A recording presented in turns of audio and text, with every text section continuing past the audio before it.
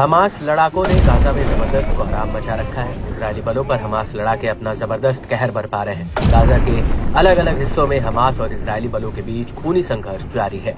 Gaza के छिपे लड़ाके Israeli बलों पर चौतरफा हमले कर रहे हैं। किसी भी समय किसी भी कोने से बारूदी हमले की गूंज सुनाई पड़ जाती है। हमास लड़ाके कहीं अलग अलग तो कहीं एक साथ मिलकर इजरायली बलों पर हमलावर है। गाजा के चक्रव्यूह में इजरायली सैनिक बुरी तरह फंस चुके हैं। 1.5 साल से भी ज्यादा समय बीत जाने के बाद भी आईडीएफ के लिए गाजा एक अबूझ पहेली बनी हुई है। हमास ने अपने जंगी अभियान को और तेज करते हुए कई नए फुटेज जारी किए हैं, जिसमें समूह ने ये दिखाने की कोशिश की है कि हमास लड़ाकों का मनोबल अभी डगमगाया नहीं है।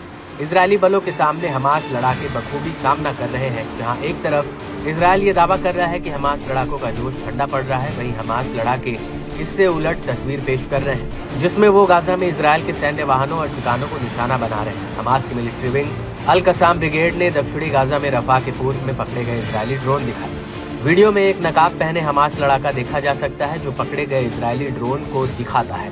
उसके बाद इसी तरह के बड़ी संख्या में बाकी इजरायली ड्रोनों को भी दिखाया जाता है। इसमें दावा किया गया कि इजरायली ठिकानों पर हमले के बाद हमास लड़ाकों के उनके सैन्य साजो सामान को अपने कब्जे में ले लिया। बताया जाता है कि इजरायल इन ड्रोनों के जरिए गाजा की खंडहर पड़ी इमारतों में हमास लड़ाकों की निगरानी करता है। इसके बाद उन पर सटीक हमला करने की कोशिश करता है, मगर हमास लड़ाकों ने इजरायल के गाजा ऑपरेशन को विफल करने के लिए कई तरह के हथकंडे अपनाए हैं, जिनमें अक्सर वो सफल भी रहा है। इसके अलावा अल कसाम ब्रिगेड के उत्तरी गाजा के जवालिया कैंप के पश्चिम में इजरायली टैंक को निशाना बनाने का दावा किया। समूह ने अपने दावे की पुष्टि करते हुए इससे जुड़ा एक वीडियो भी शेयर किया है। इसमें अल सफ्तावी चौराहे के पूर्व में इजरायली वाहनों पर बमबारी करते हुए दिखाया गया है। इसके अलावा हमास लड़ाकों ने सड़क पर छिपाए एक आईईडी से इजरायली सैन्य वाहन को उड़ाया। उसके बाद उसी इलाके में इजरायली बचाव बलों को निशाना बनाते हुए एक और धमाके से जबरदस्त हमला बोला।